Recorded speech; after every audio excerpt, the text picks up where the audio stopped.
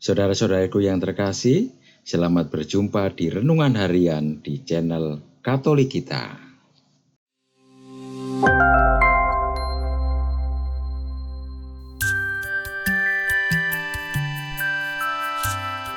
Hari ini, Jumat, 2 Agustus 2024, Pekan Biasa ke-17. Bacaan pertama. Bacaan diambil dari kitab Yeremia, bab 26, ayat 1 sampai dengan 9. Pada permulaan pemerintahan Yoyakim, putra Yosia, Raja Yehuda, bersabdalah Tuhan kepada Yeremia. Beginilah sabda Tuhan. Berdirilah di pelataran rumah Tuhan dan katakanlah kepada penduduk segala kota Yehuda yang datang untuk sujud di rumah Tuhan, segala sabda yang kuperintahkan untuk kau katakan kepada mereka. Janganlah kau kurangi sepatah kata pun. Mungkin mereka mau mendengarkan, dan masing-masing mau berbalik dari tingkah lakunya yang jahat, sehingga aku menyesal dan mencabut kembali malapetaka yang kucanangkan terhadap mereka, karena perbuatan-perbuatan mereka yang jahat. Maka katakanlah kepada mereka, beginilah sabda Tuhan. Jika kalian tidak mau mendengarkan daku, tidak mau mengikuti Tauratku yang telah kubentangkan di hadapanmu, dan tidak mau mendengarkan perkataan hamba-hambaku, para nabi, yang terus-menerus kuutus kepadamu, tetapi kalian tidak mau mendengarkan, maka aku akan membuat rumah ini sama seperti Silo, dan kota ini menjadi kutuk bagi segala bangsa di bumi. Para imam, para nabi, dan seluruh rakyat mendengar Yeremia mengucapkan perkataan-perkataan itu di dalam rumah Tuhan. Sesudah Yeremia selesai mengatakan segala yang diperintahkan Tuhan untuk dikatakan kepada seluruh rakyat, maka para imam, para nabi, dan seluruh rakyat itu menangkap dia serta berkata, "Engkau harus mati. Mengapa engkau bernubuat demi nama Tuhan dengan berkata, rumah ini akan menjadi reruntuhan, sehingga tak ada lagi penduduknya?" Dan seluruh rakyat berkumpul mengerumuni Yeremia di rumah Tuhan. Demikianlah sabda Tuhan. Syukur kepada Allah.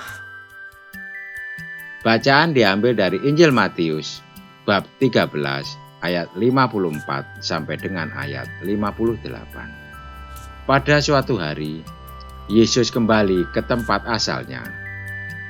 Setibanya di sana, dia mengajar orang-orang di situ di rumah ibadat mereka.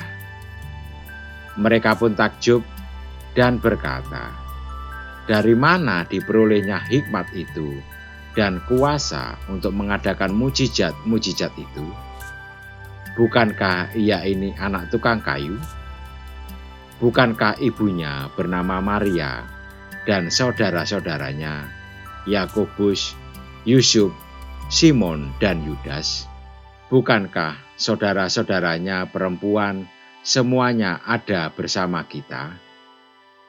Jadi dari mana ia memperoleh semuanya itu?" Mereka pun kecewa dan menolak dia.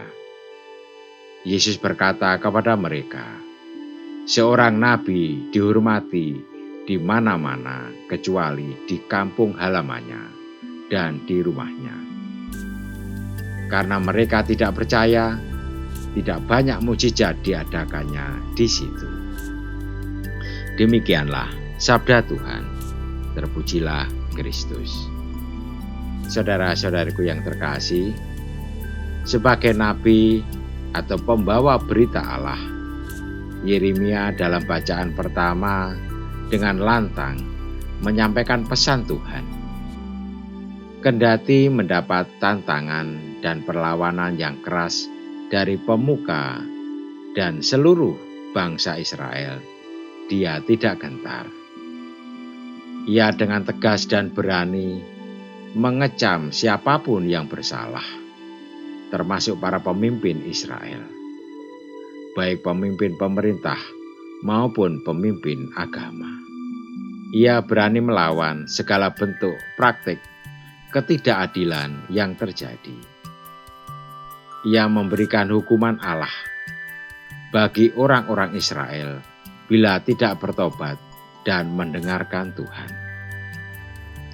Sementara Injil hari ini mengisahkan bahwa Yesus mengalami penolakan di Nazaret, tempat asalnya.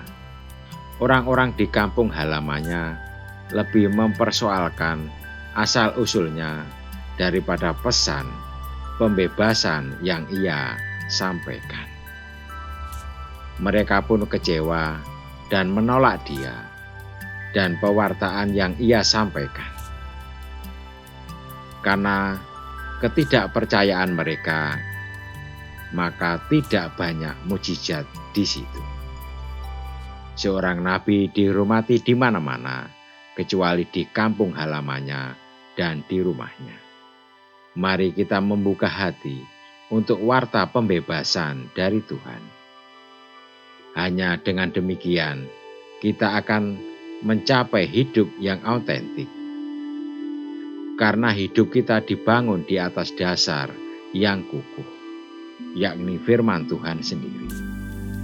Dan kita dituntunnya pada jalan kasih, jalan kebenaran, dan jalan penuh pengharapan. Tuhan datang mengunjungi kita, dan Ia menyampaikan kabar sukacita bagi kita. Maka sendengkanlah telinga kita untuk mendengarkan titahnya. Marilah kita berdoa. Ya Tuhan, bukalah hati kami untuk berani menerima teguran dan peringatanmu, baik melalui orang lain maupun peristiwa-peristiwa yang terjadi dalam hidup kami. Amin. Saudara-saudaraku yang terkasih, terima kasih atas kebersamaannya di dalam renungan harian ini. Kita akan berjumpa kembali di renungan harian berikutnya. Berkah dalam.